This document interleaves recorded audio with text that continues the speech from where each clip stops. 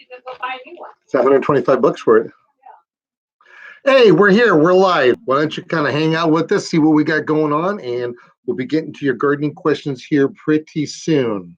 We're talking about refrigerators right now that we put out in the back. Was a $125 refrigerator, brand new. Somebody picked it up and they decided that it was going to cost how much?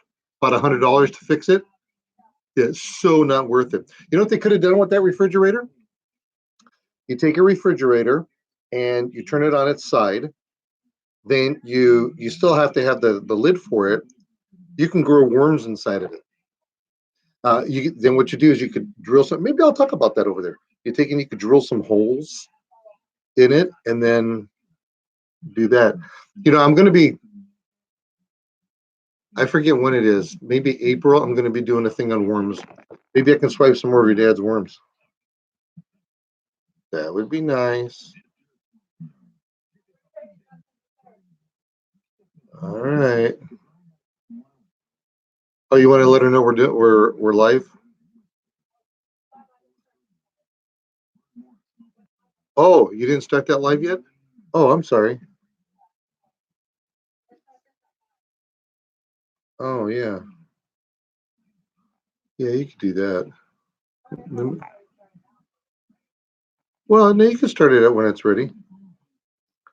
We are doing a YouTube live right now.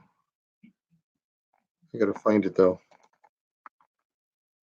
Nick Federoff. No, Things Green Live. Things Green Live. Let's see what that looks like. We'll go over here. Go to your channel. Here we go. We are here live now. Very good.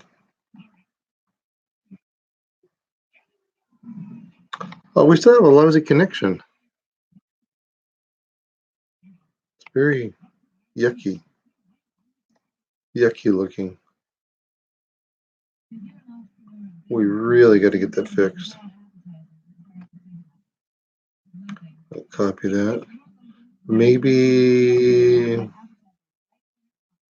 don't know. Something's going on there.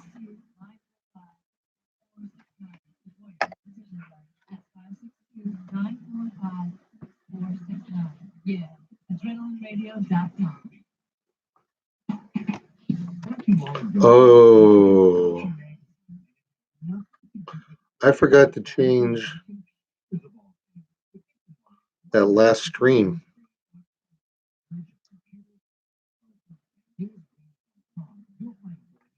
We're going to talk gardening here pretty soon, folks. Don't go anywhere. Did you already start it? Oh. Did you put a title in?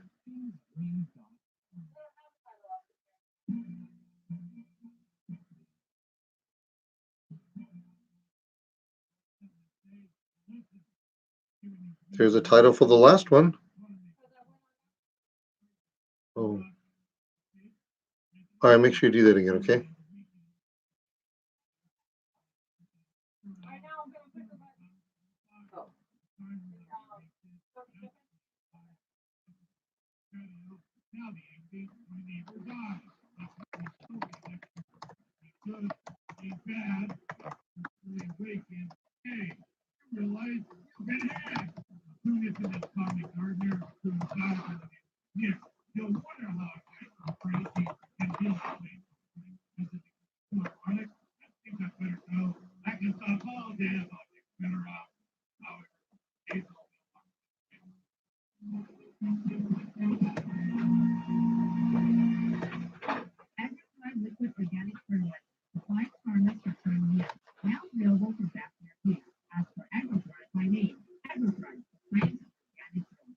Tony, welcome to the program. How you doing? Hey, Nick, how you doing? Fantastic. It sure sounds like it. Well, thanks for that. I'm on my way into work. I love your show. It's fantastic. I have kids, and we just sit around the breakfast table and listen to you every Saturday morning. I used to see with my other radio, which I won't mention. It's another station. I'm super familiar with it, but I keep it as I really don't tell them over there, they're pretty dedicated. We've converted us to gardening. I can tell you that very often. We really enjoy this. That's calling right now.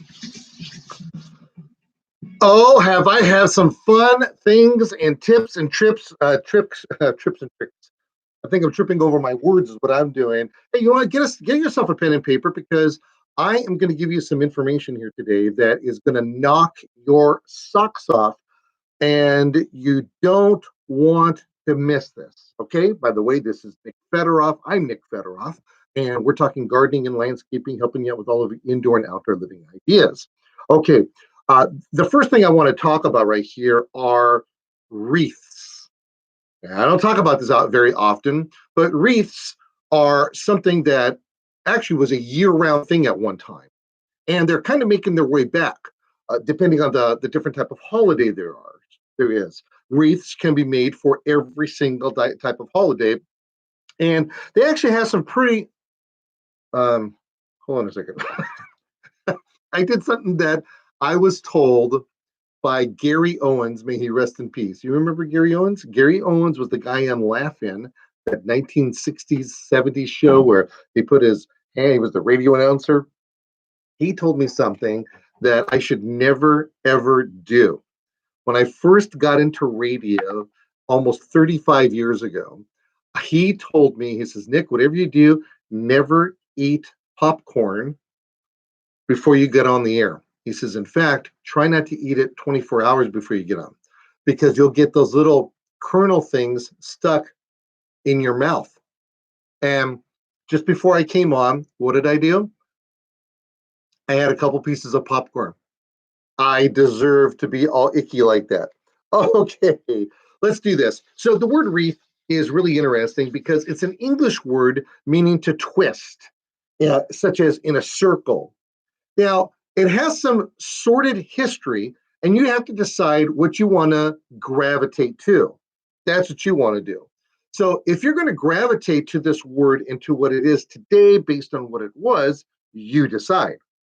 So again, the word was from the English word of twist in a circle, and some believe that it was initially hung on doors in ancient Rome that represented victory after they came back from a war. So they would make these wreaths, they would hang them on the door. I guess it would mean that they were alive, and that's how they did that. Well, it wasn't until the 16th century that somebody took that word and decided to kind of change it around. And well, first, I take that back. Prior to that, they used to make wreaths for crowns to wear. And they were made out of flowers and things of that nature. But they were used for pagan rituals and pagan holidays. It was, you think about it, to where it has transformed unto today. So back in the 16th century, some wise guy decided, hey, you know what? We're going to change this around. We're going to take something pagan and we're going to try to make it something Christian. So they started to make these wreaths and hang them on doors, and that would denote where a Christian family was living. Today, it's all get out, and you decide what you want it to mean to you. But one of the things that you have on wreaths are flowers. You have flowers, and you have what do you call those things? You have little berries that are on there. You have seed heads. And all these things begin to dry because typically a wreath is not something that is done with they're real life plants, but they slowly start to die on you. So if you want to keep that wreath around for a little bit longer of a period of time, And this, by the way, will hold true for boutonnieres and carnations and for things of that sort.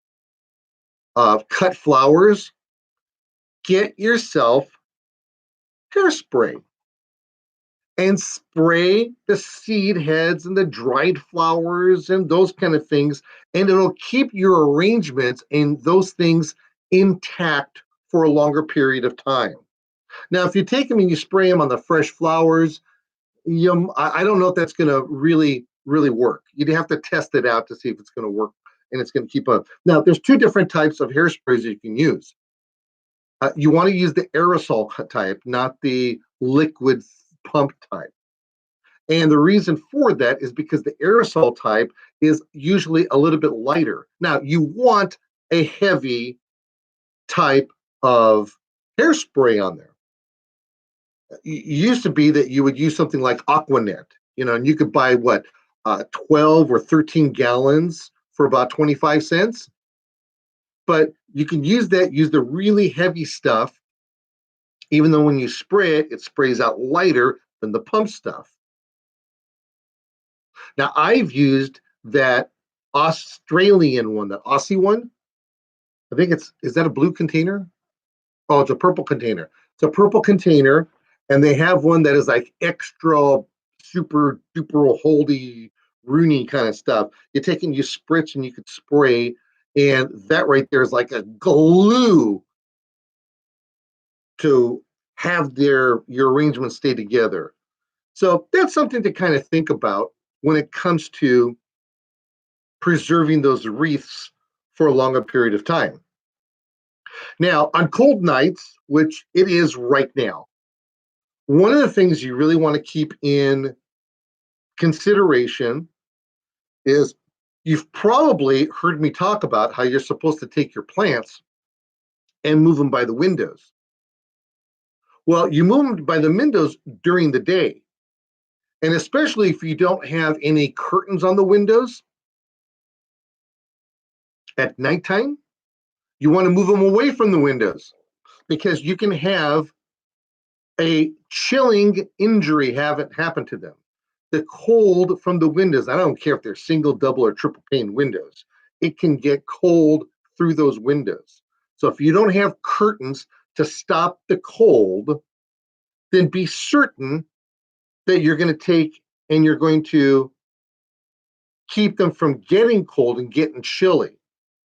We've talked on previous shows about when it's cold outside and hot inside and all that.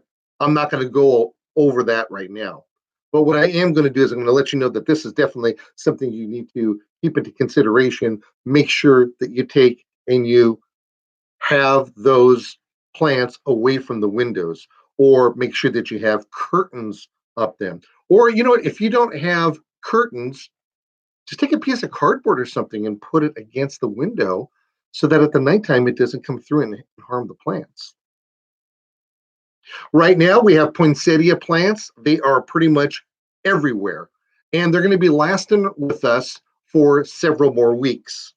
Now, poinsettias are going to do best with sun for at least half of the day.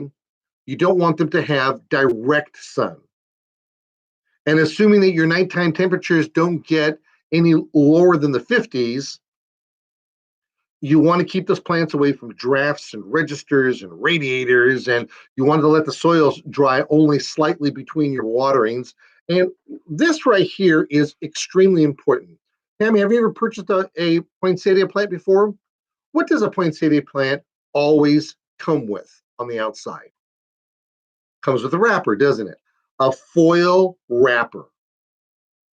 Now, that right there is probably the death to most poinsettia plants because we're using it for decorative purposes. You water your plant, and that wrapper is going to hold the water, and that water is going to rot the plant out. That's why you lose leaves. That's why you lose the bracts all prematurely. It is better that if you like the pretty, it's pretty. But I said it's pretty, it's decorative. You still have to punch holes in it and then put a saucer underneath it. And if you want to make it all Christmassy and all that, but you put just like a plate that has Christmassy stuff on there. That's okay to do that. Something for the season. All right, this is Nick Federoff on gardening. We'll be back right after this.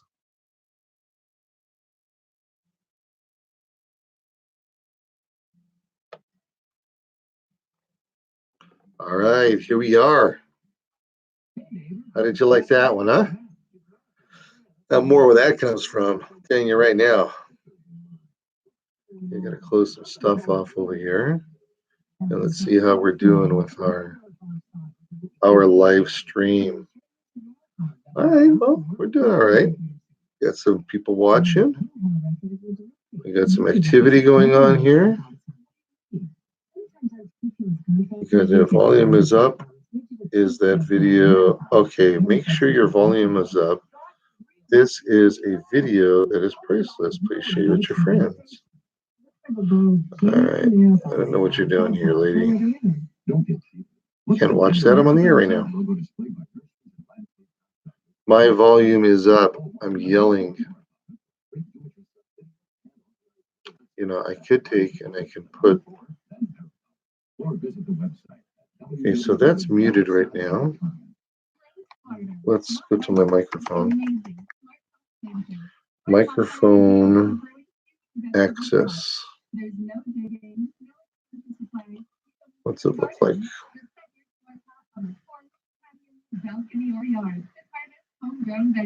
Okay. So we're looking at our microphone right now. And I do not know how to make it louder. This is the sound of E. coli. Oh well. That's the way that it goes. Not the end of the world here. Okay, somebody commented on the video that I just shared. Let's take a look at that. Oh, you love the wreaths. Nice. All right. You love wreaths. Let's go for my YouTube over here. I think that's a lot better than it was. All right.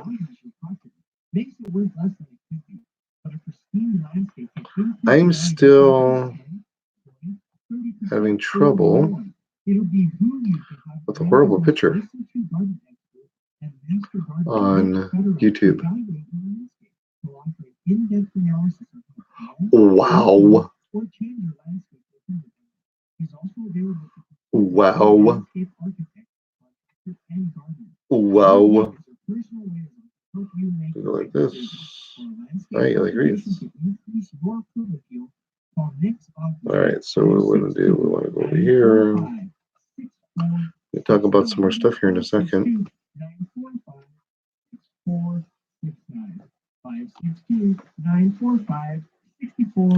Oh, I heard that poinsettias aren't limited to blooming during the winter season. Does it bloom all year round? Okay, that's a good question. We'll talk about that. Don't go anywhere. You know, I don't think I drank anything during that hour break that we just had. Oh.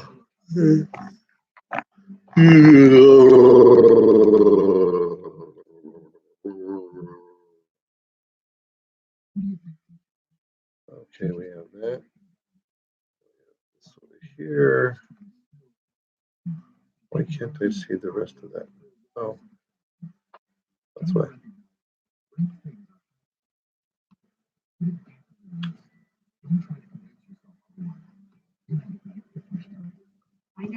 All right, YouTubers, we'll be back here in a second.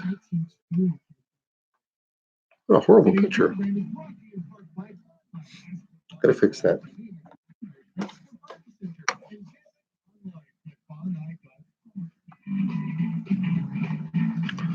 All right, welcome back. Nick Federoff here. And okay, we were talking about poinsettias, and we have a comment here on our social media.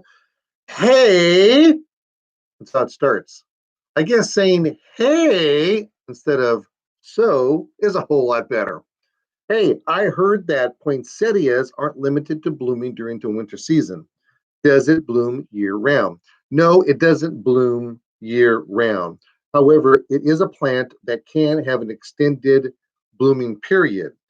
This is a plant that's native to Mexico or South America, actually, and it grows in the wild over there. And it will grow and it will bloom in the summertime of all times. We have to actually trick it over here. What they do is they take it and 13 weeks before that they want it to bloom, they take the plant and shorten the days. And they literally will turn off lights in the greenhouse and they'll try to light it doesn't get pitch black, of course, but they make it so that it creates a shorter day, at least as far as the poinsettias are concerned, and then the nights are longer. That right there tricks the plant into blooming during the winter months. But it will bloom at other times of the year, but it's not year-round blooming. I actually grew up with a poinsettia forest when I was a kid, and we had them along the side of the house. They were approximately, I'm going to say it was about 12 feet wide, and it ran the length of the house, which was probably a solid 60 to 80 feet. And that whole area was just packed with poinsettias. And the poinsettias, I mean, they were just way at the very top, and we would trim them whenever they had to. We never took them down to the ground, but we always trimmed them as almost like trees. And it was messy as all get out, and it was just a horrible thing. But the blossoms on there, they really lasted a very long time. If you're a person that has decided to take a tree, cut it down, bring it into your house, and watch it die an agonizing death as it's trying to hold up ornaments and tinsel and all kinds of other things, you have to start thinking about that recycling and how you're going to be taking care of that particular tree once you don't need it any longer. Typically speaking, most people will take and they'll put the tree out the day after Christmas. Others will take and they will wait until their trash day after New Year's. However you decide to do that, you may want to hold on getting rid of it, because there are a lot of parts of that tree that are usable. And you can take and you can create things from that tree that really, really are really neat. And the first thing that I want to talk about is, as the older the tree gets, then the needles begin to fall off of it. Now, those needles, though they are turpentine based because they're typically pine trees or Doug fir trees, those pine needles, they smell pretty good. You can take and you can strip off those needles. Notice I'm not calling them leaves because they're not really leaves, they're called needles. You pull off those needles and keep them around and use them for potpourri.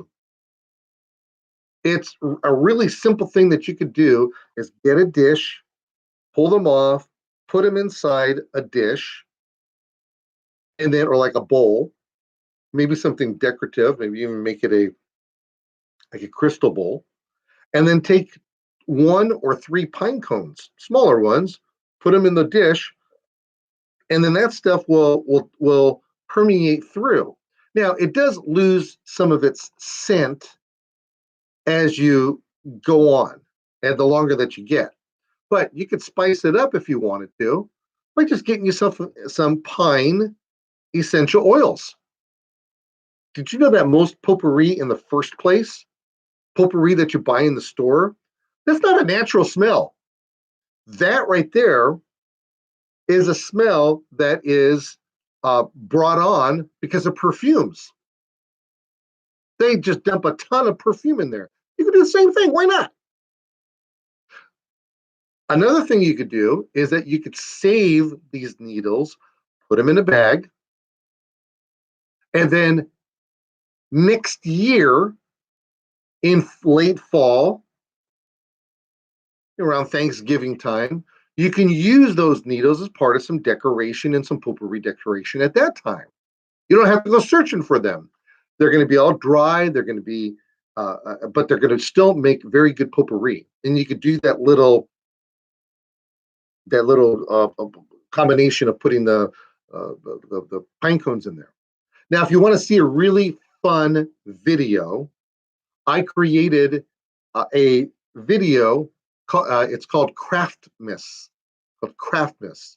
And look for the one that talks about pine cones, because that talks about making centerpieces and how you can make centerpieces out of nuts and pine cones. And we used almonds and walnuts. I said walnuts, almonds, and we had little candles. Absolutely a gorgeous, gorgeous setup that we created. And you can do that pretty much all year round. That's what's really cool about what I'm talking about right now. The second thing that you could do is use those branches for, of all things, plant stakes, especially houseplant stakes. You're taking off those needles in the first place, aren't you?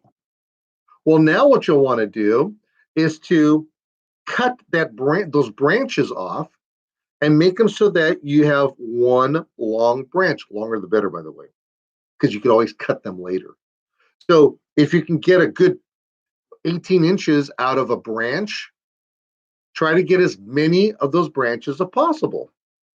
Then what you do is you want to stack them. I like to stack them in series of 10s. Again, if you go to probably YouTube or I think we did it on the TV show. I don't even remember. I'd have to think about that. But if you were to take them and you were to stack them in stacks of 10s, you're going to put 5 in one direction, 5 in the other direction, stack them on top of each other, then get rubber bands and rubber band them all together. You're going to need several rubber bands to do this. This way, when they end up drying, and they're going to dry very fast, by the way, once they end up drying, then they'll be nice and straight because you've wrapped them up in the rubber bands, and they're not going to get all wonky on you.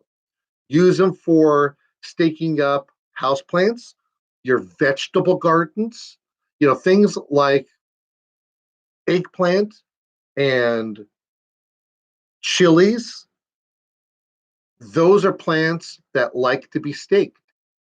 So now you've got a biodegradable stake that you can stick into the ground, and it's going to respond so much better. And then the whole thing just ends up dying on you afterwards. And you'll take it and you'll just work it up in your compost pile. Or when you see it, cut it up in tiny little pieces, and then put it in the compost pile, whatever the case may be. So making branches out of it is really great. The other thing is you can use those branches for kindling. But instead of making them all nice and straight, you don't have to do that. You just take the branches and get yourself something like a paper bag, like a paper lunch bag. Do they still make those? They still make those. And then you cut them up as big as that lunch bag is, and just pack that thing full of the branches. And then put them to the side, let them dry. Don't touch. You got to put them in a place that they're not going to get wet, by the way. And then come summertime, you've got yourself kindling that can start a fire. You can start your briquettes. It'll smell really nice. You light the bag on fire. You get the dry wood inside. There's no taking any kind of axe and making any kind of kindling or nothing like that. It's a really neat thing to do with your tree. All right, this is Nick Federoff on gardening. We're going to get to your questions right after we take this quick little break. Don't go anywhere.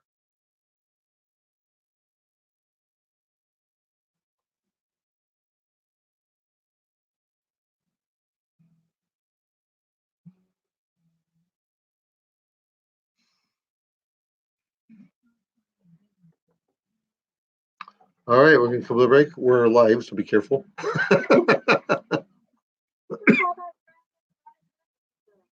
I told the kid to.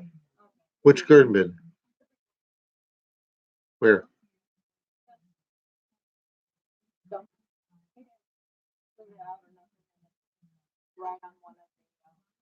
Sprinkler heads?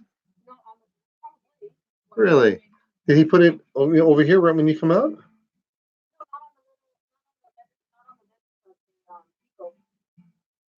He put it in there?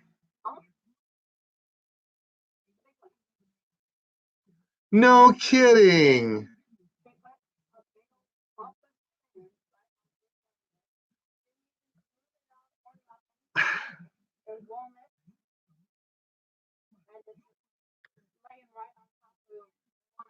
Wow. Wow. Okay, when he comes in, you lead him out there by his nose, and you said, tell him, Nick told you to put this in a planter bed. This is not a planter bed. If I tell you, what's a planter bed? That's right. That right there is a raised garden. Oh my goodness. He did ask me, are you sure? You sure you want to put in it? I said, yes, put it anywhere. I said, just dump it in there. It'll be fine. In a planter bed. That's right. Yeah.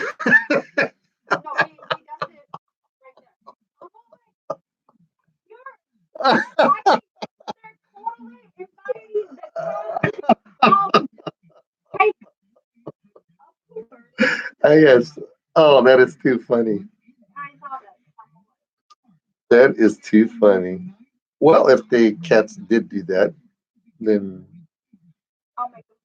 the scoop it out. Well, you have to still see. He still has to scoop it out. He made it nice and pretty too. He had that whole area ready originally for planting, and I've been waiting just to get the plants and do the seed.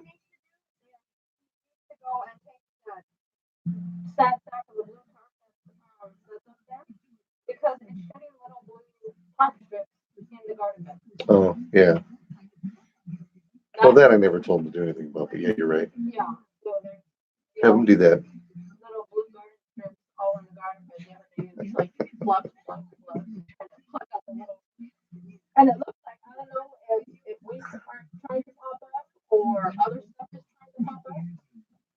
Probably plants. I would think.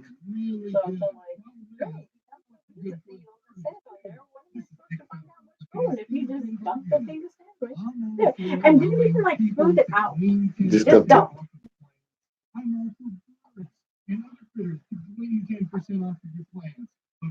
What's the thinking of somebody like that? I don't know, but I want to know what's the difference between garden bed and planter bed. Yeah. It's funny. It's just funny. It's sad, everybody. It's sad. Oh, that's crazy. All right, what are we doing here? Oh, hey, Robbie's with us.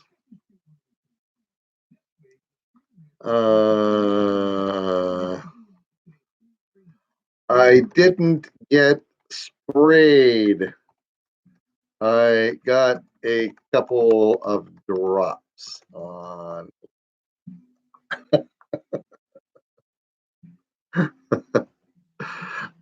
I walk away from my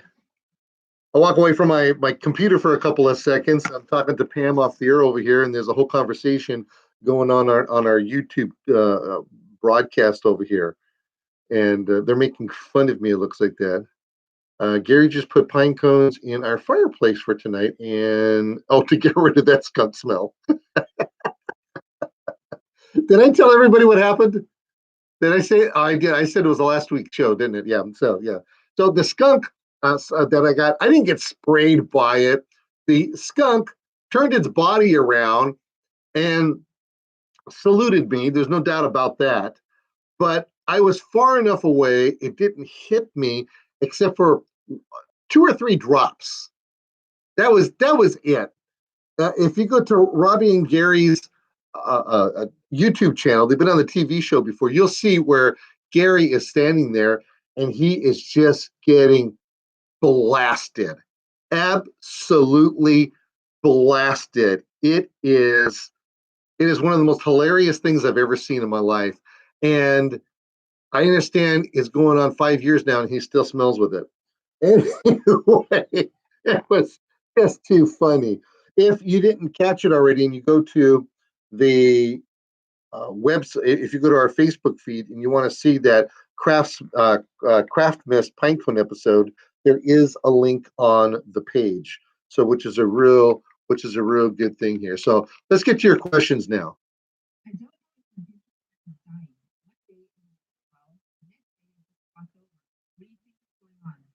Okay, a pitcher plant is a very unusual plant. Not many people grow those kind of plants. It is a carnivorous plant. We normally think of a carnivorous plant in the realm of being the Venus flytrap. You know what I'm talking about? Venus flytrap has like little teeth on it. But a pitcher plant they're really kind of cool. They are a conical plant that has a lip on them that kind of flares out and down. And what happens is that a insect will make its way into the pitcher plant and it starts crawling down. And the sides of the pitcher plant, the flower of the plant itself, I should say, what happens is that it's very slippery and the insects cannot grab onto the sides. And what ends up happening is that they want to try to fly. But because it's such a narrow tube that they've gone through, they get confused. And they almost never make their way out. So they get inside that plant and they just kind of get tossed and turned inside of it. They end up falling into the pitcher plant down at the bottom. They get exhausted, and then there's enzymes in there. So that's how a pitcher plant kind of works. You normally find pitcher plants naturally in bogs, very wet conditions. They are pretty plants. I like pitcher plants. There's a lot of different types, sizes. I mean, I've seen them to where they're 5 feet tall. I've seen them where they're only 6 inches tall. There's just a lot of different varieties of them. I've not done any formal training on pitcher plants, but that's what I basically know about them.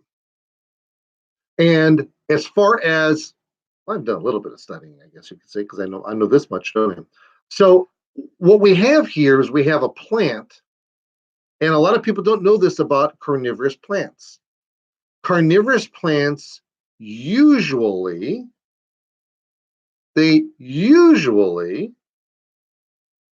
will go dormant in the wintertime. So beginning in fall, the plant starts to look sickly.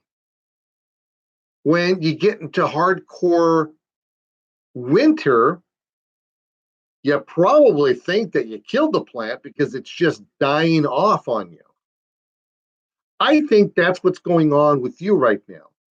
You're looking at the plant and you're thinking, oh my, it's sickly, it's bad, it's that, what do I do? I don't think you have to do anything. I think you have to just wait until spring becomes sprung. I have to tell you something here. I kind of turned on that Craftsman's Pinecone centerpieces. I was watching it on my phone as we're doing this. That is one pretty thing that's a nice looking craft. That is so cool. If you get a chance to do that, type in Craftsman's Pinecone centerpieces. CRAFT Miss MAS Pinecone. We're taking this Craft Mist thing all year round. It is not a seasonal thing whatsoever. We're going all year round with it. Anyway, so with the pitcher plant, it will begin to look ugly. In fact, just bogs in general, they're pretty disgusting in the wintertime. They are. Everything just flops over. Most of your aquatic plants, did you know that they go dormant as well? Everything goes dormant, and there's nothing you can do about it. You can't take and fertilize them. Everything's sitting in water. I guess if you wanted to, you can come back and prune them up, but usually you just leave them alone and let them do their thing. That's usually what happens on something like that. But anyway, I think that's kind of an interesting thing, kind of a fun plant. You didn't do anything wrong. Just keep the plants, enjoy the plants. They will come back. They take very little fertilizer, if any, because they get their nutrients from capturing insects. And those insects will get digested within the plant. And that's what really feeds them. It is not uncommon, by the way, if you don't see any insect activity whatsoever, for people to take little tiny pieces of hamburger and you drop just little tiny pieces in there. Yeah, real tiny. That goes for your Venus flytraps too. Put little tiny pieces in there. They love that. You just got to be careful because if you put too much of them, it's going to start stinking on you, and you don't want that to happen. Hey, we'll be back right after this. Don't go anywhere. All right, let's see what kind of nonsense is going on over here. All right, Robbie and Gary are they're having a fun time with Serena. I can tell. All right, let's do this. Someone else gets sprayed. No, but Nick posted a video on Facebook. Yeah, I did get sprayed. It stinks. It stinks over here. That's all it takes. We should do a live show together. Okay. I'm game for a live show. I'm game for a live show. We just decided to goof around with this YouTube live. Looks like our picture is a little wonky. I'll get that fixed.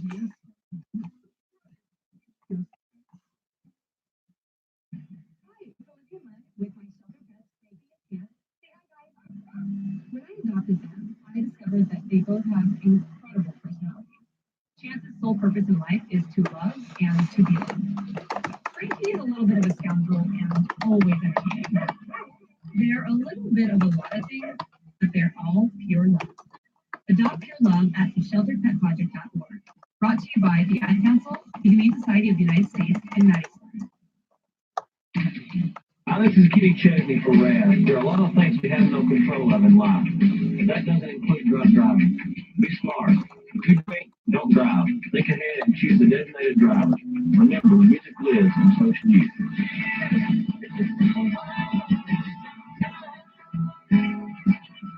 Oh, I know I don't have to type. That's all right.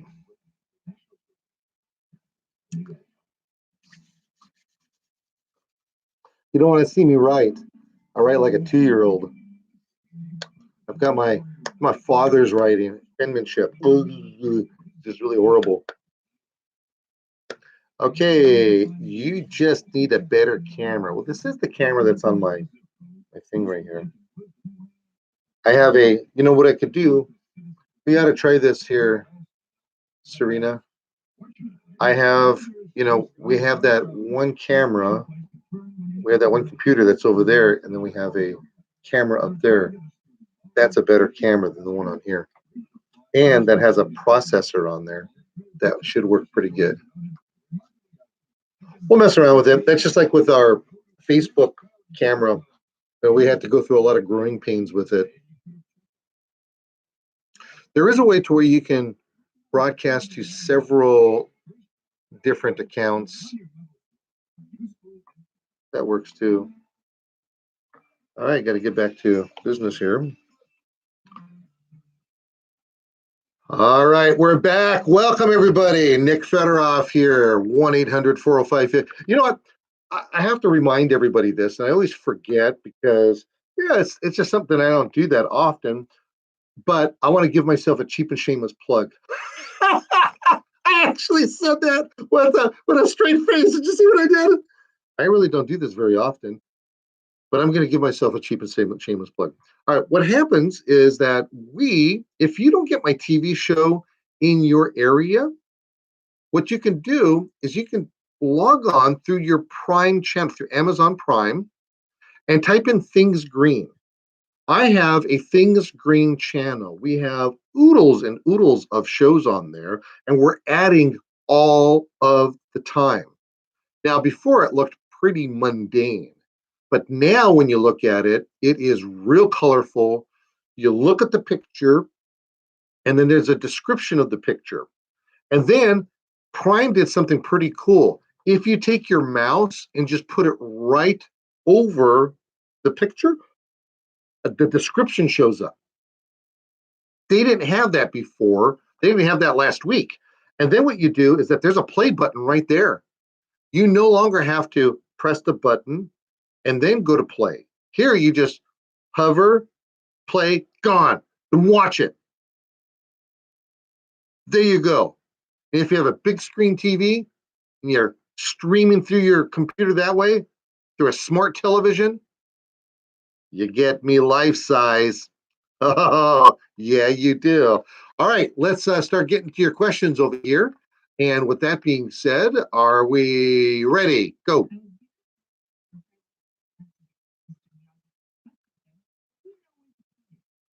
Okay, yeah, you know what? That's actually kind of interesting because a what do you call it? Bonsai, as it's properly pronounced, because I'm such a linguist. A bonsai is a plant that is forced to grow in miniature, and some bonsai plants are huge. I mean, you could literally have bonsai that is 5, 6 feet easily, but most of them aren't that big. They're usually probably the size of about a basketball or so. And yeah, in that movie that you're talking about, Karate Kid, Mr. Miyagi is sitting there and he's just pinching this and pinching that and blah, blah, blah, blah, blah. Little tiny micro pruning of the plant. Well, you don't have to do that to the plant because the plant will begin to kind of grow and fluff out. You just don't want that plant to get too big. You want to try to maintain the look and the shape of the plant as it begins to grow. And you want to keep it, you do want to keep it down. So it also depends on the type of plant that you have. Most of them are junipers. Most of your bonsai are junipers of one. They could be the tam junipers. They're probably the sea green junipers. I just name them. They're just there. But you do have some of them of your bonsai that are actual trees, like little maples and their boxwoods and their myrtles. And these are plants that are typically a little bit more aggressive growing if they were in the ground in the first place. And even though that you are taking and you're stopping the growth through the compaction of those roots and the pruning of those roots, and that by the way, is real important to remember. You will take and have compaction of the roots as well. And when you have the compaction of the roots, you're going to have to open it up. You literally slip that container out and you have to snip and prune those roots accordingly. You snip too much, you can kill the plant. It's a science. It really is. But in the same instance, it's a very simple science. So to answer your question, you're going to want to just make sure that you prune it when you feel it's right, when it starts looking a little on the hairy side.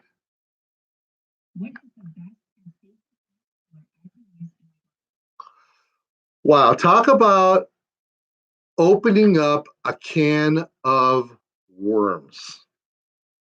Oh, by the way, it's not worms. That's not the thing. You know, wherever we're talking, the absolute safest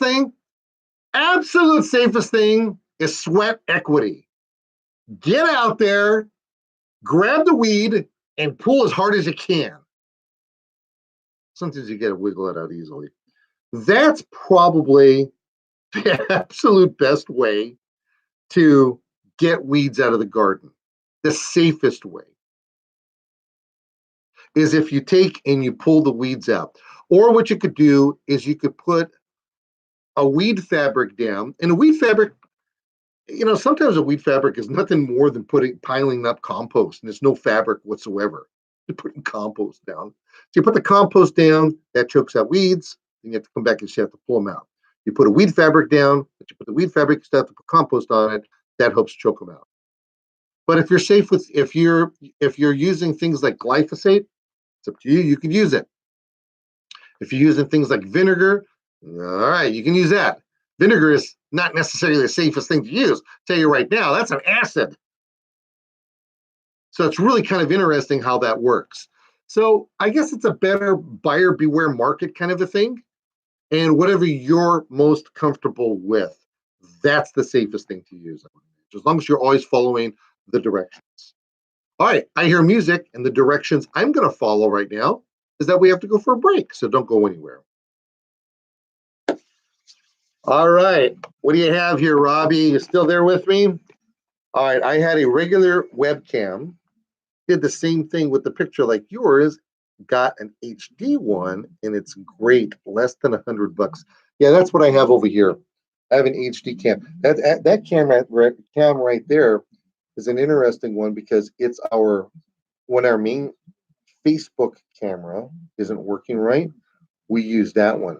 So if you were to go to my Facebook page right now and look at the difference, you could tell what a good camera uses and then the one we're using over here. In fact, we did an hour a couple of hours ago, and we didn't even have the right kind of connection. I was just doing it wirelessly. So you know what that tells me, Serena? You know what that tells me, Serena? That tells me that it wasn't the wireless whatsoever, and Robbie has got it right on the nose that it's actually the help me out over here. It's probably the camera on the thing. That's why it's kind of weird looking. But that's the way that we do that. Hey, by the way, I got a skunk over here if you guys want.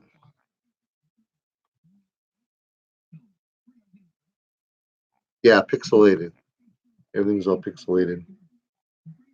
If I sit still, does it stay pixelated? No.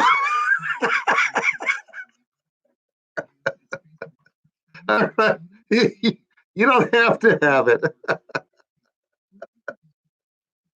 Hey, do you guys keep your skunks around? I mean, do you relocate them? You just keep them on the property? They're technically skunks are technically loners. They're actually loners. They don't like being. They're usually not communal.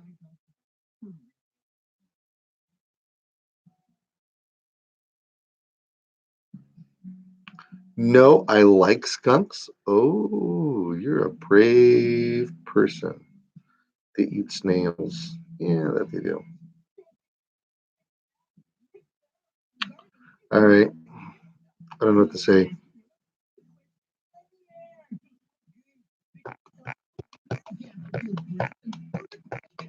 But what you want to do, if you can line up, let's see, easy. The coyotes are getting almost there right now. So sad. Yeah, they would do that. They would definitely do that. Hey, I sure have seen a lot of property for sale in your neighborhood lately. A lot of property for sale.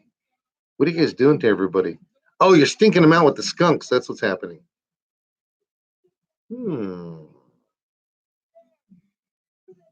Yeah. Yeah, I'm on the lookout for buying something, going somewhere. I have that area kind of mapped out. Whittier as well. Don't know if I'll ever do it, but we'll see what happens. Got some music here.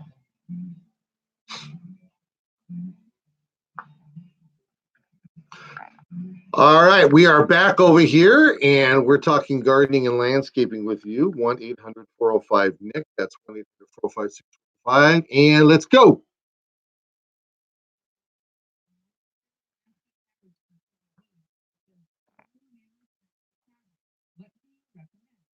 Yeah, you know what?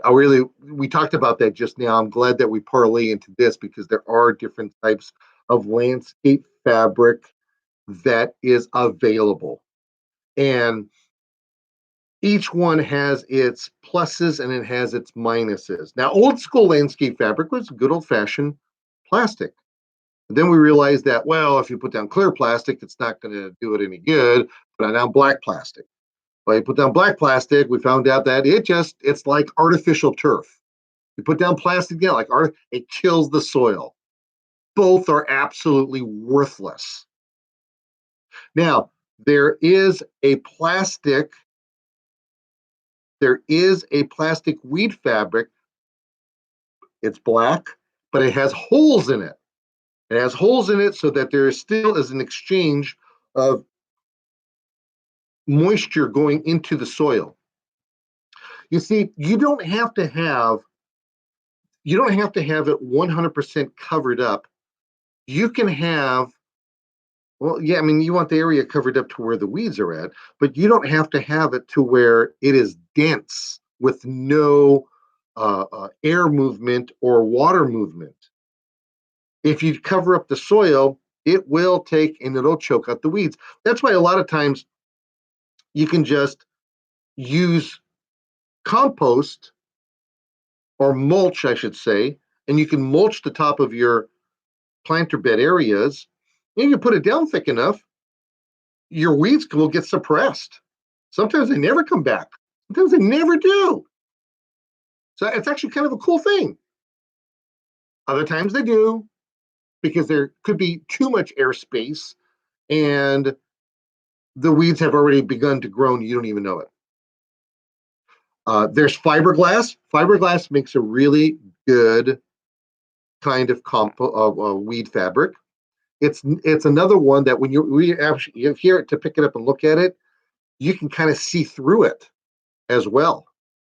You can kind of see through it. It's kind of weird. So fiberglass is very good, but again, it is permeable to air and to water so that it doesn't kill the soil. Still keeps the soil alive.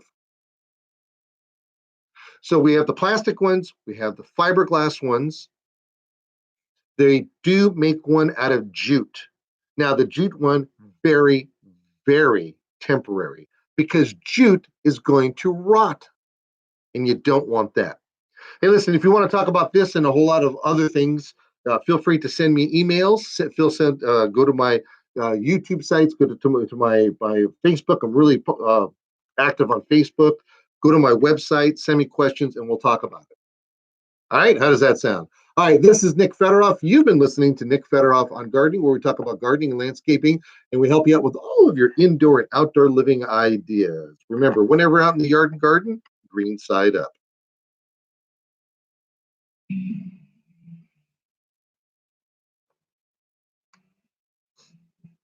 Oh, we're done. That's it. Look at you. You know what happened? I'm looking at my nose over here. You see my nose? Well, I have a problem when I have too much citrus, and I've been eating citrus like crazy. Great. All right. Thanks a lot, guys. It was a lot of fun. You be well. Take care. Bye-bye.